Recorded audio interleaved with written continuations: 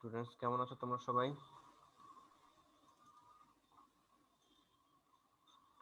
আসসালামু আলাইকুম স্যার। ওয়ালাইকুম স্যার আসসালাম। ভালো স্যার, আপনি কেমন আছেন? আছি আলহামদুলিল্লাহ ভালো। তোমাদের আজকে হচ্ছে গিয়ে লেকচার নাম্বার আজকে আমরা যেটা দেখবো লেকচার নাম্বার 6 মনে হয়। তো লেকচার নাম্বার 6 এ আজকে আমরা কি কি পড়বো সেটা একটু আগে গিয়ে ঠিক করে নেই। আমরা আজকে যেগুলো পড়বো, আজকের ডেট কত 22/02/21। আচ্ছা, আজকে আমরা পড়বো গিয়ে জড়তার ভ্রামক। ওকে, আজকে আমরা পড়বো গিয়ে জড়তার ভ্রামক পড়বো। তারপর পড়বো গিয়ে আমরা চক্রগতির ব্যাসার্ধ পড়বো। চক্রগতির ব্যাসার্ধ। তারপর আমরা দেখব গিয়ে দুইটা সূত্র দেখব। ওকে, সূত্র দেখব আমরা দুইটি। কি সূত্র দেখব? জড়তা ভ্রামক সংক্রান্ত আমরা দুইটা সূত্র পড়ার ট্রাই করব। এই গিয়ে তিনটা টপিকস আমরা দেখব। আর নেক্সট ক্লাসে আমরা গিয়ে জড়তার ভ্রামকের উপরই তো আমাদের বাকি দুইটা ক্লাস থাকবে, সেগুলো নিয়ে। মূলত জড়তা ভ্রামক কনসেপ্টটা তোমাদের জন্য একটু নতুন বিধায় এটা নিয়ে আমরা একটু বেশি ডিসকাস করার ট্রাই করব।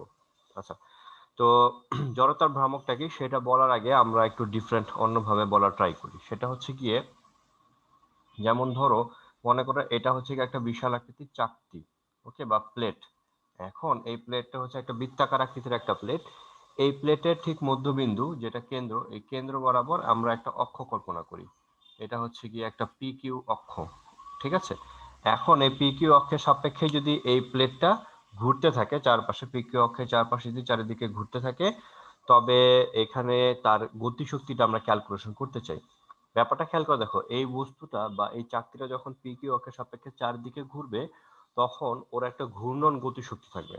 তো এই ঘূর্ণন গতিশক্তিটা কিরকম হবে সেটা যদি আমরা একটু দেখতে চাই, আলাদা আলাদা ভাবে প্রত্যেকটা কণার জন্য আমরা ক্যালকুলেশন করতে চাই। এখানে মনে করো অনেকগুলো কণা আছে। এই যেখানে এই মাত্র একটা কণা ড্র করলাম, এই কণার ভর মনে করো m1, যেটা কেন্দ্র থেকে মনে করো r1 দূরত্বে আছে। আরেকটা কণা মনে করো এটার ভর গিয়ে m2, যেই কণাটা কেন্দ্র থেকে r2 দূরত্বে আছে। এবং আরেকটা কণা মনে করো m3, যেটা কেন্দ্র থেকে r3 দূরত্বে আছে। এবং এই যে বৃত্তাকার প্লেটটা বা চাকতিটা, এই চাকতিটা গিয়ে ওমেগা কৌণিক বেগে ঘুরতেছে। ওমেগা কৌণিক বেগে এই পি কিউ অক্ষের সাপেক্ষে চারিদিকে ঘুরতেছে। ঠিক আছে, আর তার রৈখিক বেগ গিয়ে ভি। ঠিক আছে, যেহেতু রৈখিক বেগ তোমার একই রকমই থাকবে, রৈখিক বেগ গিয়ে একই রকমই থাকবে, তবে মান একই রকমই থাকবে, কিন্তু প্রত্যেকটা বিন্দুতে একটা দিক ভিন্ন হওয়ার কারণে ভিন্ন রকম হবে। বা কি রকম হবে সেটা আমরা একটু দেখার চেষ্টা করব। এখন আমরা যদি m1 যে কণাটা আছে সেই কণার জন্য যদি গতিশক্তি ক্যালকুলেশন করতে চাই, তাহলে দেখবা m1 কণার যদি গতিশক্তি হয়, যা আমরা নিচে লিখি, m1 যে আছে সেই কণার গতিশক্তি, আমরা যদি সেই কণার গতিশক্তি লিখি তাহলে কত হবে? E1 যদি বলি, E1টা কত হবে? Half m1v1 square. এটা হবে না? কারণ গতিশক্তির ফর্মুলা আছে mv স্কয়ার। সেখান থেকে আমি লিখতে পারলাম হাফ m1v1 স্কয়ার। যেহেতু m1 কণা আর ওই কণার বেগ যদি হয় v1, তাহলে আমরা লিখতে পারবো হাফ m1v1 স্কয়ার।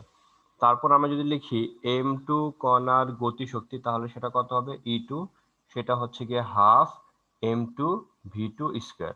তারপর আবার মনে করো m3 কণা যদি হয়, m3 কণার গতিশক্তি হবে E3, সেটা হবে কি কত? Half m3v3 square. এইভাবে করে এই যে প্লেটটা অসংখ্য কোটি কোটি বা অনেকগুলা কণা আছে, সে অনেকগুলা কণা বা থাউজেন্ড অফ কণাগুলার গতিশক্তি যদি আলাদা আলাদা ভাবে ক্যালকুলেশন করি, তারপর যদি সবাইকে আমরা যোগ করে দিই, তাহলে এই বৃত্তাকার প্লেটের আমরা কি পাবো? গতিশক্তি বা ঘূর্ণন গতিশক্তি আমরা ক্যালকুলেশন করতে পারবো।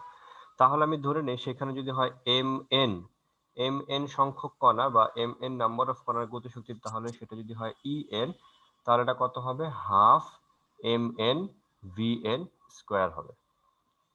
ঠিক আছে, এখন আমাদের এখান থেকে আমরা কিছু রাফ ক্যালকুলেশন কিরকম খেয়াল করে দেখো।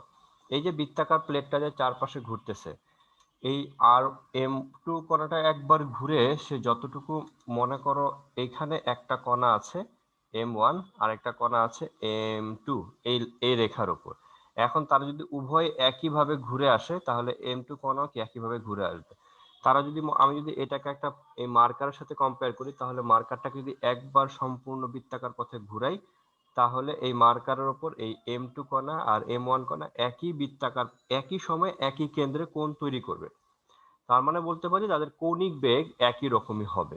কিন্তু M2 কণা এবং M1 কণা দুইটা কণাকে যদি এই বৃত্তাকার পথ ঘুরে বা এই রাস্তা ঘুরে আবার একই বিন্দুতে ফেরত আসতে হয়, তাহলে অবশ্যই M1 কণাকে বেশি বেগে দৌড়াতে হবে, আর M2 যে কণা আছে তাকে একটু ওর থেকে কম বেগে দৌড়াতে হবে। তার মানে আমরা এখান থেকে ক্লিয়ারলি বুঝতে পারলাম যে M1 কণার রৈখিক বেগ যদি V1 ধরি, M2 কণার রৈখিক বেগ V2 হবে, কিন্তু M1 কণার কৌণিক বেগ ওমেগা, M2 কণার কৌণিক বেগ কত হবে? ওমেগা হবে। কারণ তাদের কৌণিক বেগ একই রকম, রৈখিক বেগ এক একটা কণার এক এক রকম, তারা যেহেতু এক দূরত্বে মানে ভিন্ন দূরত্বে আছে। তাহলে সেখান থেকে আমরা লিখতে পারি ভি ইকুয়ালস টু যে আর ওমেগা পড়ে আসছে আমরা গতিবিদ্যা চ্যাপ্টারে, সেই কনসেপ্টের উপর ভিত্তি করে আমরা লিখতে পারি V1 এর বদলে আমরা লিখতে পারি আর ওমেগা 1, V2 এর বদলে লিখতে পারি V2 আর ওমেগা 2। তাহলে এখানে লিখে ফেলি আমরা যদি V1 এর বদলে আর ওমেগা 1 লিখি, তাহলে সূত্রটা কি বা এই ম্যাথমেটিক্যাল এক্সপ্রেশনটা কি রকম দাঁড়াবে? হাফ M1 কত হবে? ওমেগা 1 স্কয়ার, আর এখানে কত হবে? আর স্কয়ার, তাই না? আর ওমেগা স্কয়ার আর 1 স্কয়ার, আর এটার জন্য কত হবে? হাফ M2 ওমেগা 2 স্কয়ার আর 2 স্কয়ার, আর এটার জন্য হবে হাফ M3 ওমেগা স্কয়ার আর 3 স্কয়ার, আর এটার জন্য যেটা হবে হাফ Mn ওমেগা স্কয়ার আর n স্কয়ার। ওকে, এ পর্যন্ত সবাই বুঝতে পারছো তো? কোনো কনফিউশন? স্যার ওইখানে V1 সমান R1 ওমেগা হবে না স্যার? সরি, হ্যাঁ ঠিক বলেছো, এটা হবে R1 ওমেগা হবে, আর V2 যেটা হবে সেটা হচ্ছে কি R2 ওমেগা হবে। Thank you. তো এরকম হবে, আমরা এটা লিখতে পারলাম প্রত্যেকটা আলাদা আলাদা কণার আমরা গতিশক্তি ক্যালকুলেশন করতে পারলাম, কিন্তু এই প্লেটে অসংখ্য কণা আছে, সেই অসংখ্য কণার যদি আমরা গতিশক্তি এখন আমরা যদি যোগ করে দেই, তাহলে সম্পূর্ণ এই বৃত্তাকার প্লেটের গতিশক্তি আমরা ক্যালকুলেশন করে ফেলতে পারবো। তাহলে আমরা লিখতে পারি সুতরাং ওই চাকতির ঘূর্ণন গতিশক্তি যেটা হবে, ঘূর্ণন গতিশক্তি আমরা লিখতে পারবো কি, সেটা যদি ই বলে থাকি তাহলে ই কত হবে? E1 plus E2 plus E3 plus dot dot দিয়ে En হবে, এবং আমি যদি সবাইকে যোগ করি, তাহলে সবার থেকে আমাদের হাফ, এগুলো সবাইকে যোগ করতে হবে। এখন এই পাশগুলো যদি সবাইকে যোগ করি, আমাদের হাফ এবং ওমেগা স্কয়ারটা কমন যাবে। তাহলে আমি যদি হাফ এবং ওমেগা স্কয়ার কমন নিয়ে নিই, তাহলে দেখো বাকি থাকে এখানে কে? M1 R1 স্কয়ার, আর এখানে থাকবে কি M2 R2 স্কয়ার। এইভাবে করে চলতে থাকলে এখানে হবে Mn Rn square bracket closed. এটা আমরা লিখতে পারবো, তাই না? পরের লাইনে গিয়ে আমি এটাকে এইভাবে লিখতে পারবো, হাফ ওমেগা স্কয়ার, আর এটাকে লিখতে পারবো summation of M R square. Summation মানে কি, এখানে এম আর স্কয়ার সবগুলোতে M R square M R square M R square আছে, তাই এখানে এম আর স্কয়ারকে আমি যোগ করলেই আমি সম্পূর্ণ ঘূর্ণন গতিশক্তি E equals to half omega square summation of M R square পাবো। তো এইখান থেকে আমরা যে summation of M R square পাচ্ছি, ম্যাথমেটিশিয়ানরা এই সামেশন অফ এম আর স্কয়ারকে ওরা হচ্ছে গিয়ে আই দিয়ে প্রকাশ করেছে। ওকে, ওরা হচ্ছে এটাকে আই দিয়ে প্রকাশ করেছে। আইটাই কি? আইটাই হচ্ছে কি এখানে আমাদের জড়তার ভ্রামক বা মোমেন্ট অফ ইনার্শিয়া। ঘূর্ণন আইটা হচ্ছে কি আমাদের জড়তার ভ্রামক বা মোমেন্ট অফ ইনার্শিয়া, যেখানে আমরা আই সমান সমান লিখতে পারবো summation of M R square. ঠিক আছে, এখন আমরা যেহেতু এখানে বৃত্তাকার চাকতি ধরেছি, প্রত্যেকটা আলাদা আলাদা কণার জন্য আমরা ঘূর্ণন গতিশক্তি ক্যালকুলেশন করে যোগ করেছি। সিমিলারলি একইভাবে আমাদের যে কোনো হোক না কেন, যে কোনো বস্তু হোক না কেন, সেটা হচ্ছে গিয়ে তোমার কি বলে, দণ্ড হোক বা বৃত্তাকার একটা গোলক হোক বা একটা চাকতি হোক বা একটা সিলিন্ডার হোক, এক একটা বস্তুর জন্য আমাদের একই স্টাইল ফলো করতে হবে। যদি বিক্ষিপ্ত কণাগুলো যদি বিক্ষিপ্ত অবস্থা থাকে, তাহলে আমরা যোগ করব, প্রত্যেকটা আলাদা আলাদা কণার জড়তার ভ্রামক ক্যালকুলেশন করে আমরা যোগ করব। আর যদি বিক্ষিপ্ত কণা না হয়ে থাকে, যদি এটাকে কোনো সূত্রের মাধ্যমে ফেলতে পারা যায়, তাহলে সেটাকে আমরা ইন্টিগ্রেশন করে, কারণ ইন্টিগ্রেশন মানে যোগফল, সেটা তোমরা পড়ে আসো গতিবিদ্যা চ্যাপ্টারে, ইন্টিগ্রেশন করেও আমরা এখানে মোট গতিশক্তি ক্যালকুলেশন করে ফেলতে পারবো। তো এইখান থেকে ফাইনালি আমরা ঘূর্ণন গতিশক্তি যেটা পাচ্ছি সেটা হচ্ছে হাফ আই ওমেগা স্কয়ার। এখন খেয়াল করে দেখো, এটা হচ্ছে একটা বস্তু যখন চারপাশে ঘুরতে থাকবে, তো তখন তার ঘূর্ণন গতিশক্তি আমরা ক্যালকুলেশন কিভাবে করব? হাফ লাগবে আমাদের, জড়তার ভ্রামক লাগবে, আর সে কত কৌণিক বেগে একটা কেন্দ্রকে কেন্দ্র করে ঘুরতে থাকবে। তাহলে সেটা আমরা যদি জানতে পারি কৌণিক বেগ, তাহলে আমরা মোট ঘূর্ণন গতিশক্তি আমরা ক্যালকুলেশন করে ফেলতে পারবো। তাহলে এখানে জড়তার ভ্রামক এটা আসলে কিসের সাথে কম্পেয়ারেবল, কিসের সাথে আমরা কম্পেয়ার করতে পারি? খেয়াল করে দেখো, এটা হচ্ছে আমরা যে গতিশক্তি নামক একটা সূত্র বা ম্যাথমেটিক্যাল এক্সপ্রেশন পড়ে আসছিলাম, হাফ এম ভি স্কোয়ার। এই সূত্রটা কোত্থেকে আসে, এই সূত্রটা কোত্থেকে আসে, বা কিভাবে আসে, বা এটার ঘটনা কি, কখন আমরা এই সূত্র ব্যবহার করব, সেটা নিয়ে একটু বলি। যেমন ধরে নাও এখানে একটা বৃত্তাকার বস্তু আছে, বা এখানে একটা বস্তু আছে, বৃত্তাকার না, যে কোনো একটা বস্তু আছে।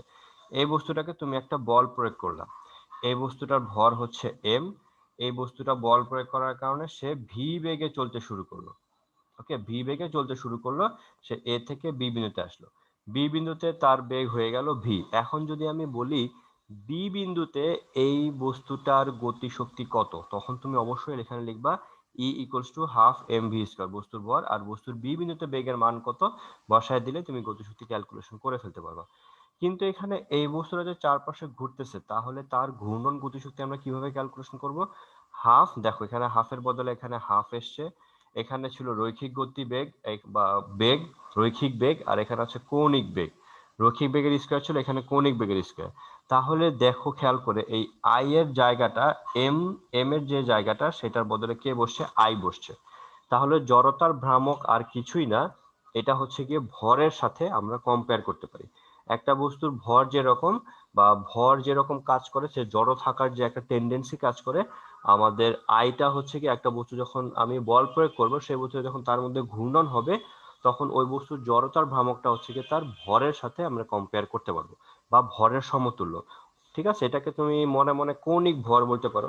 এটা কিন্তু কোনো কৌণিক ভর যে শব্দটা বললাম, এটা কিন্তু কোনো বইয়ের শব্দ না, এটা জাস্ট তোমাদেরকে বোঝানোর জন্য বা বোঝানোর খাতিরে বলছি। ঠিক আছে, তো আই হচ্ছে গিয়ে সেই জড়তার ভ্রামক, যেটাকে আমরা আই বলতে আমরা কি জানবো? আই মানে হচ্ছে গিয়ে, খেয়াল করে দেখবা, আই মানে হচ্ছে summation of M R square. এখন আমরা এটা মানে হচ্ছে summation of M R square, আর বিন্দুর জন্য জড়তার ভ্রামক হচ্ছে গিয়ে এম আর স্কয়ার। ঠিক আছে, মনে করো একটা বিন্দুর জন্য, বিন্দুর ক্ষেত্রে জড়তার ভ্রামক আই মানে হচ্ছে বিন্দুর ভর, আর বিন্দুটা কত ব্যাসার্ধের বৃত্তাকার পথে ঘুরতে থাকবে, সেই ব্যাসার্ধের বৃত্তাকার পথের বর্গের স্কয়ার হবে I equals to M R square.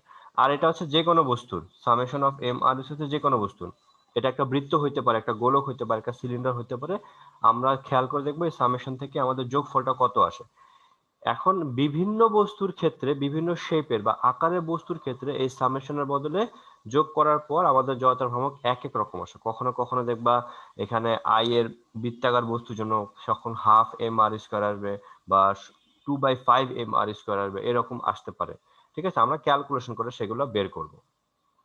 তো এই হচ্ছে কি আমাদের জড়তার ভ্রামক। জড়তার ভ্রামক হচ্ছে গিয়ে কি, কোন একটা বস্তু যদি বস্তুর এম ভরে একটা বস্তু যদি আর ব্যাসার্ধের একটা বৃত্তাকার পথে ঘূর্ণনরত অবস্থায় থাকে, তাহলে ওই বস্তুর ভর এবং ঘূর্ণনরত কেন্দ্র থেকে ওই বৃত্তাকার পথে ব্যাসার্ধের বর্গের গুণফলটাকেই বলা হচ্ছে জড়তার ভ্রামক। ঠিক আছে, তোমাদের এই নিয়ে কারো কোনো কনফিউশন থাকলে বলো, বা কারো কোনো কোয়েশ্চেন থাকলে বলো জড়তার ভ্রামক সংক্রান্ত। যদি না থাকে, তাহলে আমরা হচ্ছে গিয়ে চক্রগতির ব্যাসার্ধ নিয়ে একটু পড়ে আসি। চক্রগতির ব্যাসার্ধটা কি? চক্রগতির ব্যাসার্ধটা কি? আচ্ছা, সেটা হচ্ছে গিয়ে, যেমন মনে করো সহজভাবে যদি বলি, এটা হচ্ছে একটা বৃত্তাকার চাকতি। এই বৃত্তাকার চাকতির যে কেন্দ্র দিয়ে একটা অক্ষ কল্পনা করেছি পি কিউ, এই পি কিউ অক্ষের সাপেক্ষে জড়তার ভ্রামক বৃত্তাকার, এই যদি এইখান থেকে বৃত্তাকার প্লেটের, এই বৃত্তাকার চাকতি বা প্লেটের যদি ব্যাসার্ধ হয় আর, এবং এই চাকতির ভর যদি হয় এম, তাহলে এই বৃত্তাকার প্লেটের জড়তার ভ্রামক হবে হাফ এম আর স্কয়ার। এখন এই হাফ কিভাবে আসলো, এটা আমরা নেক্সট ক্লাসে পড়বো। ঠিক আছে, আজকে শুধু আমরা ঘটনাগুলো জেনে যাচ্ছি, যে এগুলো মানে কি, মিনিংটা শুধু জেনে যাচ্ছি। তো জেনে রাখো, বৃত্তাকার প্লেট, এটা একটা সলিড বৃত্তাকার প্লেট, নিরেট, এটা একটা নিরেট চাকতি। ওকে, এই নিরেট চাকতির ভর হচ্ছে এম, সে বৃত্ত ব্যাসার্ধ হচ্ছে আর, তার জড়তার ভ্রামক হচ্ছে হাফ এম আছে। হাফ কিভাবে আসলে সেটা আমরা নেক্সট ক্লাসে পড়বো, এটা নিয়ে কনফিউশন থাকার দরকার নেই। এখন মনে করো আমি একটা বিন্দু কল্পনা করলাম, এই বিন্দুর ভরও হচ্ছে এই নিরেট চাকতির ভরের সমান, তাহলে এই নিরেট চাকতির ভর তো এম, তাহলে বিন্দুর ভরও কত হবে এম। এই বিন্দু যদি কোনো একটা অক্ষের সাপেক্ষে যদি ঘুরতে আরম্ভ করে, ঠিক আছে, এই এম ভরের বিন্দুর যদি কোনো একটা অক্ষ আছে, এই অক্ষের সাপেক্ষে কে ব্যাসার্ধের বৃত্তাকার পথে ঘুরতে শুরু করলো।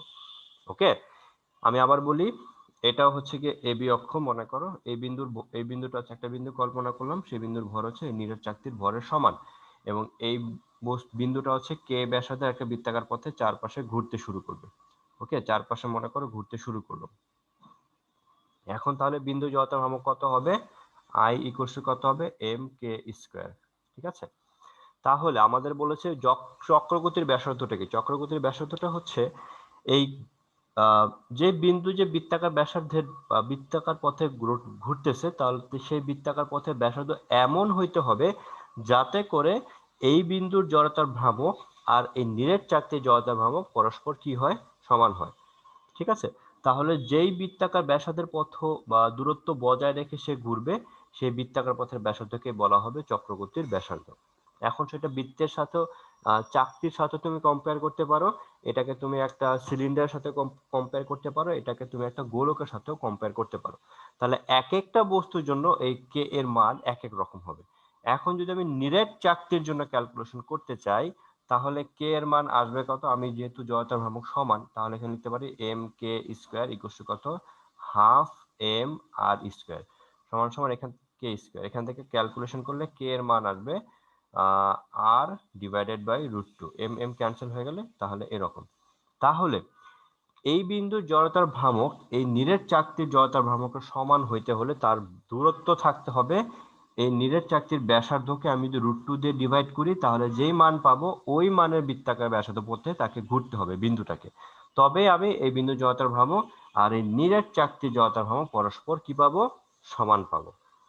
বোঝা গেছে চক্রগতির ব্যাসার্ধ নিয়ে? জি স্যার।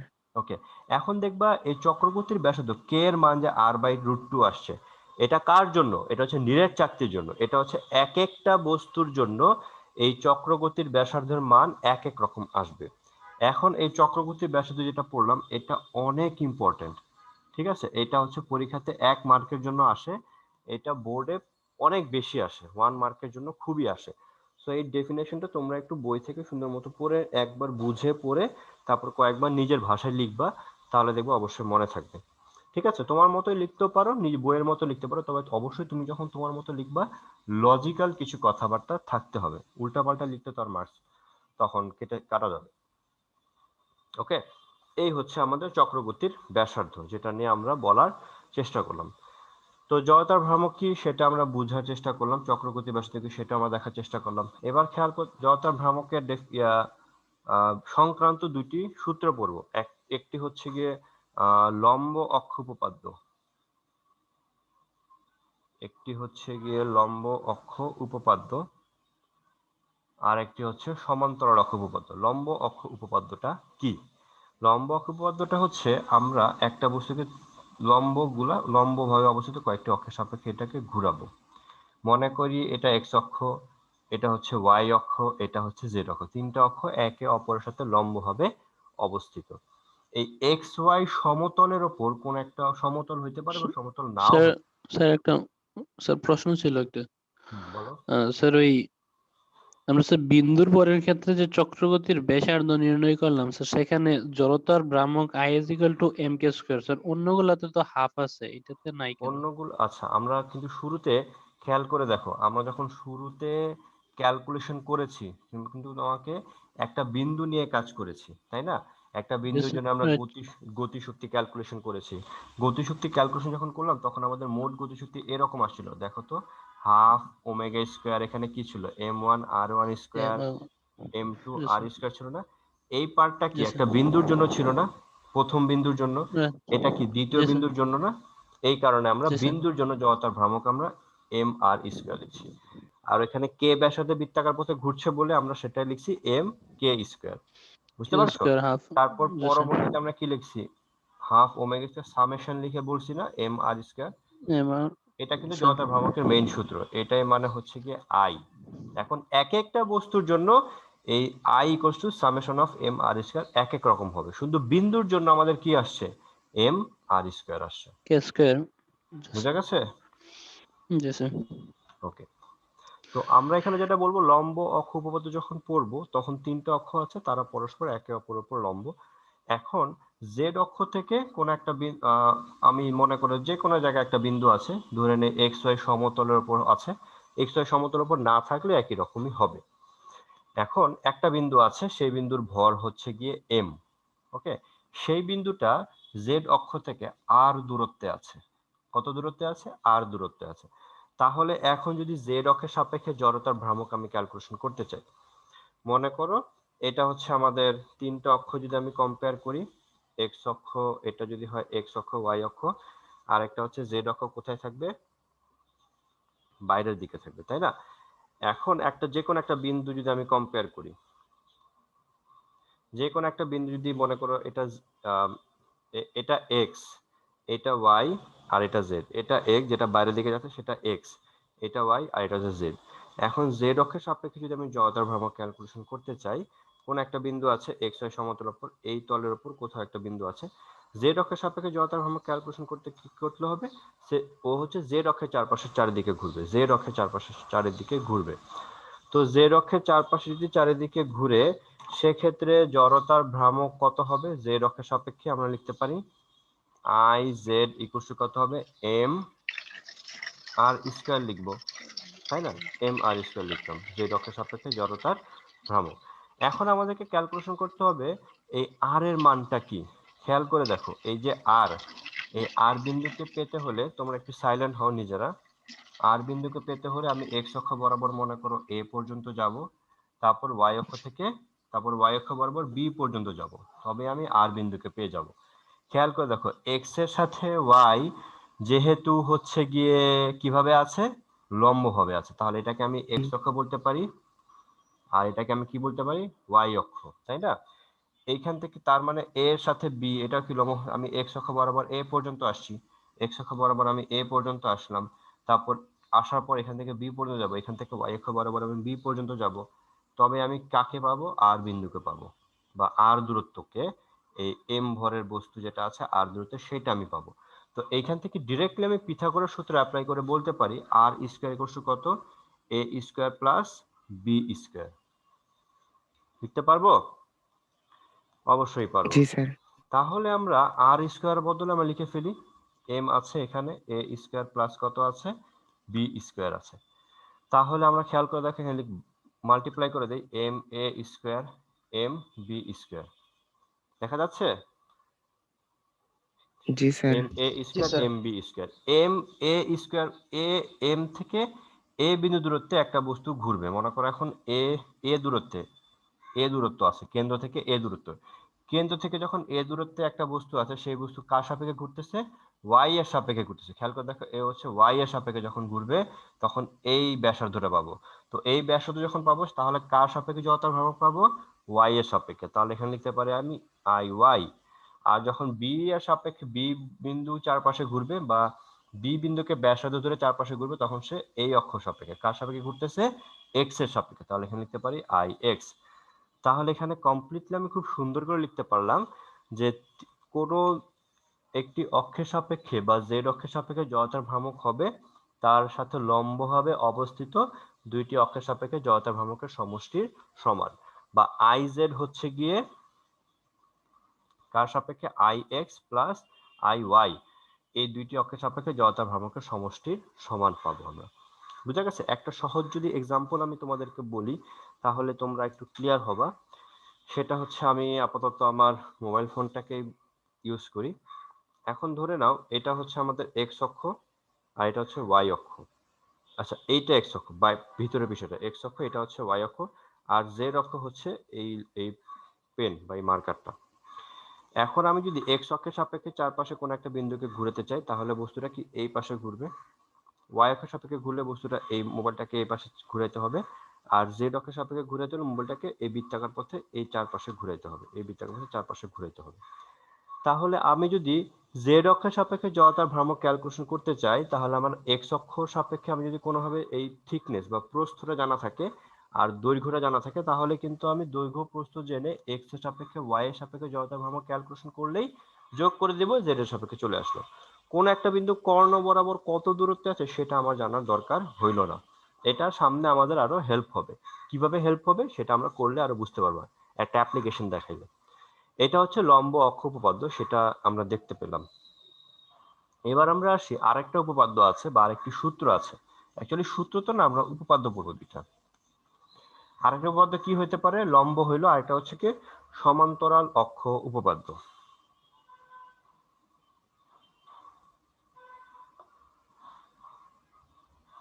সমান্তরাল অক্ষ উপপাদ্য,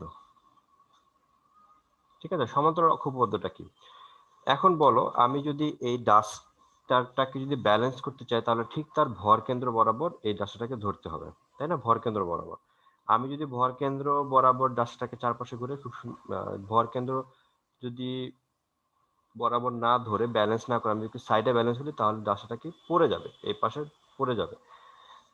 এখন কোন একটা বস্তুকে তুমি কিন্তু ভর কেন্দ্র সাপেক্ষে ঘুরাতে পারো। যেমন ধরো একটা স্টিলের প্লেট আছে, খুব হালকা একটা প্লেট, এটাকে তুমি যখন ভর কেন্দ্র বরাবর নিবে, একটা আঙ্গুলে এটাকে ব্যালেন্স করতে পারবা। কিন্তু এটা যদি ভর কেন্দ্র বা সেন্টার থেকে একটু সাইডে ধরবা, তখন কিন্তু তাকে তুমি ব্যালেন্স করতে পারবা না।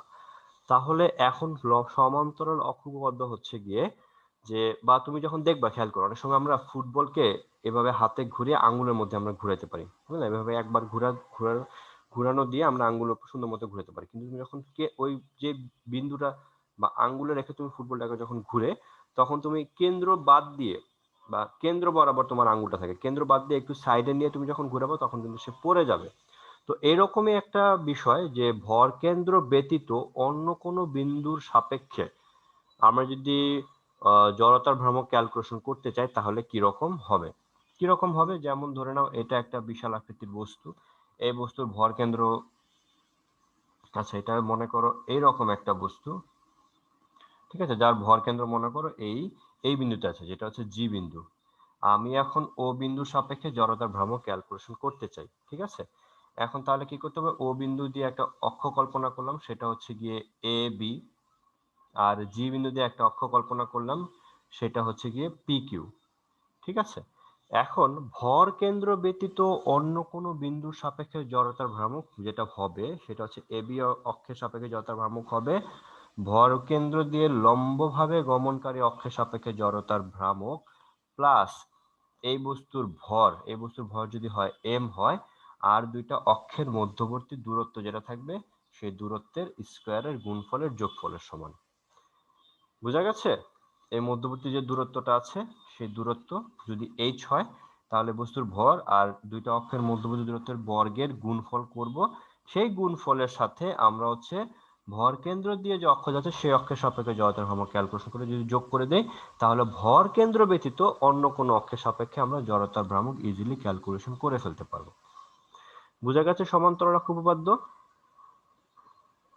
কনসেপ্টটা?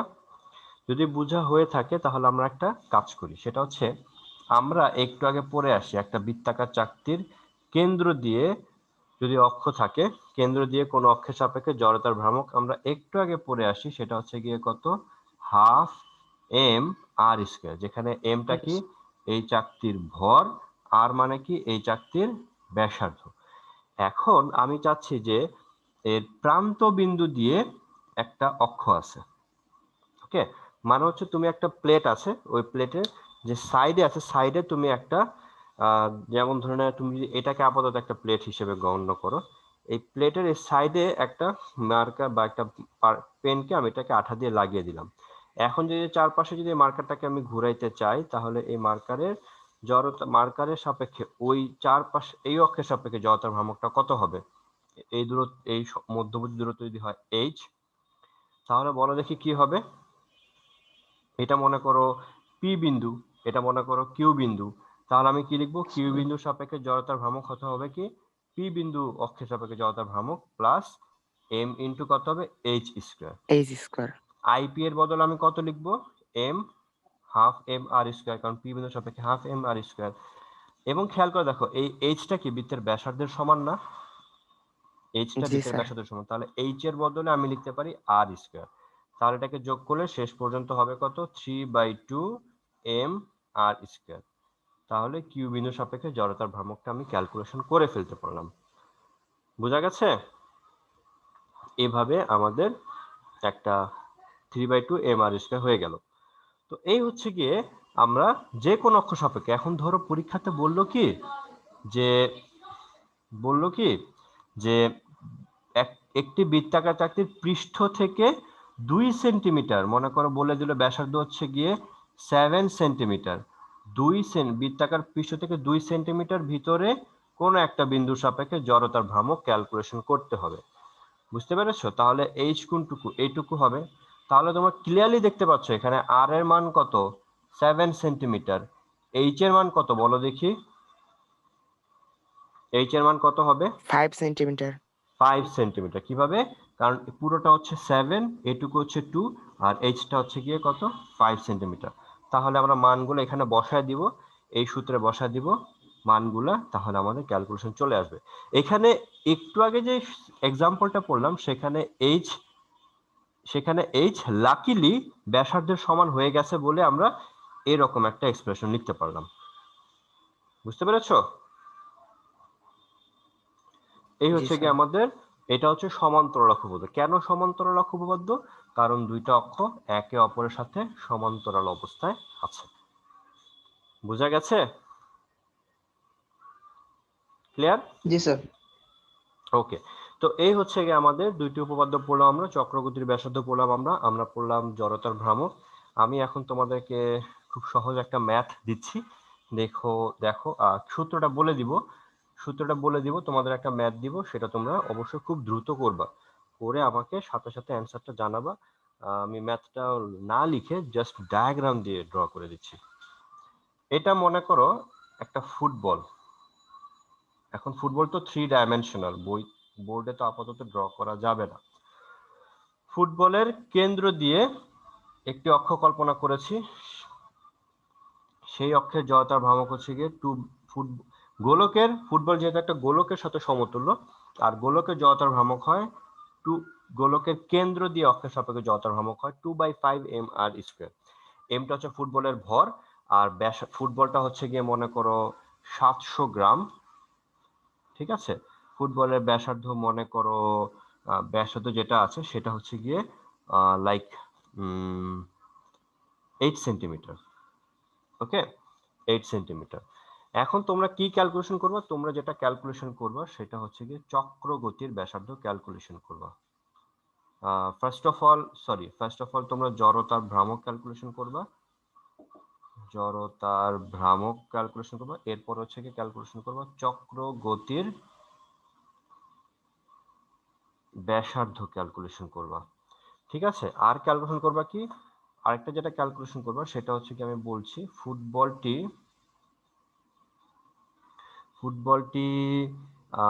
সেকেন্ডে 10 বার ঘুরলে, এর গতিশক্তি কত, বা এর ঘূর্ণন গতিশক্তি কত, এটা ক্যালকুলেশন করবো। এটা হচ্ছে নাম্বার 1, নাম্বার 2, এটা হচ্ছে নাম্বার 3। মার্কার শেষ হয়ে গেছে, এখন আনতে গেলে 1-2 মিনিট নষ্ট হবে, আপাতত এটা দিয়ে করে ফেলি আমরা।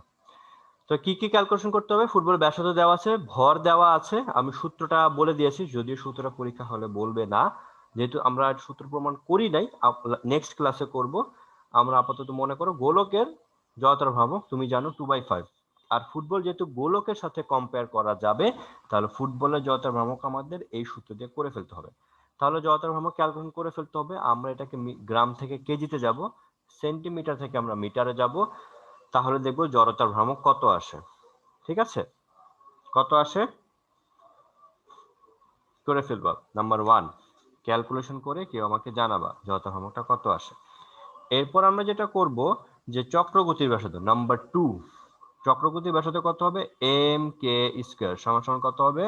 2/5 এম আর স্কয়ার, এখান থেকে এম আর এম ক্যান্সেল হয়ে যাবে, তাহলে চক্রগতির ব্যাসার্ধ হচ্ছে গিয়ে কত 2/5 কে আমাদের রুট করে আর এর মান বসা দিতে হবে। ঠিক আছে, আর এর মান কত 8 সেন্টিমিটার। তুমি যদি এখানে সেন্টিমিটার বসাও তাহলে কে এর মানও সেন্টিমিটারে আসবে। ঠিক আছে, নাম্বার 3 বলেছে কি ফুটবলটি সেকেন্ডে 10 বার ঘুরে। 1 সেকেন্ডে কয়বার ঘুরে? 10 বার। তাহলে ঘূর্ণন গতিশক্তি কত? ঘূর্ণন গতিশক্তি ফর্মুলা কি? Half I omega square. I এর ফর্মুলা তুমি 1 থেকে পাবা, আই এর মান আমরা 1 থেকে পাবো। ঠিক আছে, ওমেগার মানটা আমাদেরকে ক্যালকুলেশন করে ফেলতে হবে। ওমেগাটা কিভাবে লিখবো? ওমেগা মানে হচ্ছে গিয়ে কত 2 পাই কত n ডিভাইড বাই টি। ঠিক আছে, 2 পাই বদলে 2 পাই n কত 10 বার কয় সেকেন্ডে? 1 সেকেন্ডে। তাহলে এখানে টি এর বদলে আমরা 1 সেকেন্ড লিখবো, তাহলে আমরা পেয়ে যাব। ঠিক আছে, দেখো কত আসে, আই এর মান কত এসছে, করেছো কেউ? স্যার 0.001792 179 92 ডাবল 018 018 লেখা যাবে কেজি মিটার স্কয়ার। ঠিক আছে, আর আর এর মান হচ্ছে 8 সেন্টিমিটার। এখানে আর এর মান 8 বসিয়ে দিয়ে তারপর ক্যালকুলেশন করলে যেটা হবে সেটা হচ্ছে কি চক্রগতির ব্যাসার্ধ চলে আসবে। এরপর আমরা ঘূর্ণন গতিশক্তি ক্যালকুলেশন করে ফেলতে পারবো। হাফ আই এর মান হচ্ছে 0.00179, 0.00179 বা 18 লিখতে পারি। আর ওমেগার মান এখান থেকে আমরা কত হবে, এটা হবে কত 31, এখানে 62 দশমিক সামথিং হবে মেবি, তাই না? 62 দশমিক সামথিং। তো আমরা সেখানে লিখতে স্যার পারি। ওমেগার মানটা কিভাবে আসলে যদি আবার একটু বলতেন ভালো হতো তাহলে। ওমেগা মানে কি কৌণিক দূরত্ব ডিভাইড বাই সময়। সে 1 সেকেন্ডে কয়বার ঘুরে? 10 বার ঘুরে না? তার মানে সে 1 সেকেন্ডে কত কোণ তৈরি করে?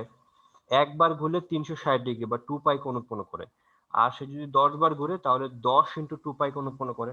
সেখান থেকে আসছে 2 G pi sir. Into n. আর টাইম কত? 1 সেকেন্ডে বলেছে, এই কারণে আমি টি এর বদলে 1 সেকেন্ড। যদি বলতো ফুটবলটি 5 সেকেন্ডে 10 বার ঘুরে তাহলে টাইমের বদলে আমি 5 বসাইতাম। 10 যেহেতু 10 বার ঘুরছে সেই কারণে এন এর বদলে আমি 10 বসিয়েছি। এখান থেকে আমরা ওমেগা পেয়ে যাব। ওমেগার মানটা পেয়ে গেলে চক্রগতির ব্যাসার্ধ 0.0506 0506 0.051 মিটার না সেন্টিমিটার? মিটার। মিটার। ওকে, ঠিক আছে। আর ওমেগার মানটা এখান থেকে বসায় দিলে আমরা বাকি ঘূর্ণন গতিশক্তি ক্যালকুলেশন করে ফেলতে পারবো। ম্যাথটা বুঝেছো সবাই? বুঝতে পেরেছো? ওকে, ম্যাথটা কোথায় কাজে আসবে, কিভাবে কাজে আসবে, ম্যাথটা নিয়ে আমাদের সময় 2 মিনিট আছে। বা ঘূর্ণন গতিশক্তি কোথায় কাজে আসে সেটা নিয়ে একটু বলি।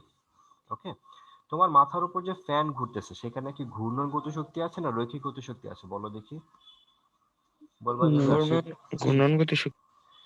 হ্যাঁ বলবো, অনেকে শীতকালে বলবে স্যার শীতকালে তো ফ্যান এখন ছাড়ি না তাই ঘুরতেছে না, তাই কিছুই থাকবে না। আচ্ছা, যেটা হচ্ছে গিয়ে কি ঘূর্ণন গতিশক্তি। এখন মনে করো রাস্তায় যে গাড়ি চলাফেরা করে, গাড়ি নট চাকা, গাড়ি যে চলাফেরা করে তার কি গতিশক্তি থাকবে? ঘূর্ণন গতিশক্তি না রৈখিক গতিশক্তি? রৈখিক গতিশক্তি। রৈখিক গতিশক্তি। দুইটাই তো চাকার চাকার শুধু বলি স্যার না আমি, চাকাটা ঘোরা চাকাটাকে বাদ তো দাও। গাড়িটা মনে করো গাড়িটা কোনো ভাবে যাচ্ছে, চাকা ছাড়া গাড়ি মনে করো। ঠিক আছে, জি খুব স্যার অত্যাধুনিক তাহলে গাড়ি মনে করো। ঠিক আছে, আর মনে করো একটা গোলক, তুমি গোলককে একটা ফুটবলকে লাথি দিলা বা কিক করলা, ফুটবলটা কি স্লাইড করে যাবে না ঘুরতে ঘুরতে যাবে? স্যার ঘুরতে ঘুরতে যাবে। ঘুরতে সে ঘুরতে হচ্ছে যাবে স্যার। ঘুরতে ঘুরতে সুন্দর মতো যাবে। তাহলে এখানে কি তার ঘুরতে ঘুরতে গিয়ে সে মনে করো 10 মিটার পার সেকেন্ড বেগ অর্জন করলো। তাহলে এখানে কি তার দুইটা শক্তি থাকবে না, রৈখিক প্লাস ঘূর্ণন? জি তাহলে স্যার। মোট গতিশক্তি কত হবে? Half M V square plus কত হবে? Half I R omega square. দুইটাই থাকবে। ওমেগা। বুঝা গেছে?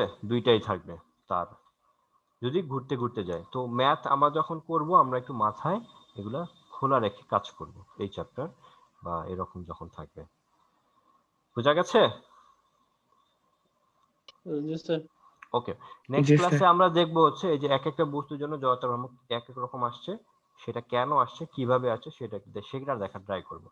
আর আজকের ক্লাসটা আমরা এই পর্যন্ত শুধু জাস্ট ডেফিনেশন দিয়ে আলোচনা শেষ করলাম। গণিত নেক্সট ক্লাস থেকে করবো ইনশাআল্লাহ আমরা। তো তো ঠিক আছে, আজকে এই পর্যন্ত তোমার আই থিঙ্ক সবাই রোল নাম্বার দিয়ে দিয়েছো মনে হয়, তাই না? হ্যাঁ, ঠিক আছে, আল্লাহ হাফেজ।